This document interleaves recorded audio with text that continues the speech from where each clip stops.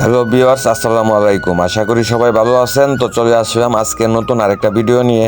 তো আজকের তারিখটা হচ্ছে 1 সেপ্টেম্বর 2024। তো আমি বাড়ি থেকে রওনা দিলাম ঢাকার উদ্দেশ্যে। তো রাস্তায় অনেক জ্যাম, তাই গাড়িতে অনেকক্ষণ বসে থাকার পর ভাবলাম যে বসে না থেকে একটা ভিডিও করে নিই। এত সুন্দর একটা জায়গা, তাই একটু ক্যামেরাবন্দি করে নিলাম। তো আমি এখন আছি ময়মনসিংহ জেলার ব্রহ্মপুত্র নদের ব্রিজের উপরে। তো এই হচ্ছে সেই ব্রহ্মপুত্র নদ। এটা কিন্তু নদী না, এটা হচ্ছে নদ। তো যাই হোক, তো নদের পানি দেখে মনে হচ্ছে যে এটা হয়তো বা শুকনা মৌসুমের কোনো একটা ভিডিও। আসলে বিষয়টা এমন না। আমি রিসেন্টলি আসার পথে, বাড়ি থেকে আসার পথে ভিডিওটা করা, 1 সেপ্টেম্বর বিকালবেলা। তো যাই হোক, তো এটা বর্ষা মৌসুমে অন্যান্য সময় মানে একদম এই যে দুই পাশে যে শুকনা জায়গাটা দেখতে পাচ্ছেন চর পরে আছে, এগুলোতেও মানে পানি ভর্তি থাকে, একদম তৈ তৈ করে পানি।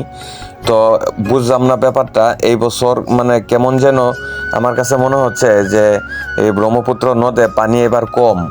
অন্যান্য জায়গায় যেখানে সমস্ত নদী নালা সব পানিতে ডুবা মানে ভরে গেছে, আর এখানে দেখেন এই যে দুই পাশে যেগুলো অন্যান্য সময় অন্যান্য বছর এগুলোতে পানি থাকতো, তো এই বছর এগুলোতে পানি নাই, শুধু যে মাঝখান টুকুর মধ্যে এই যে পানি আছে।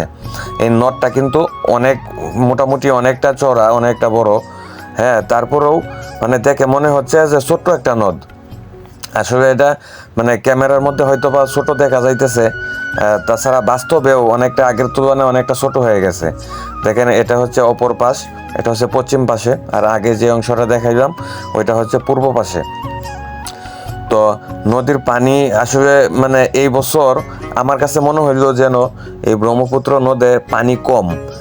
হ্যাঁ, তো এই এই যে দুই পাশে দেখেন, ওই পাশে যে ছেলেমেয়েরা খেলাধুলা করতেছে।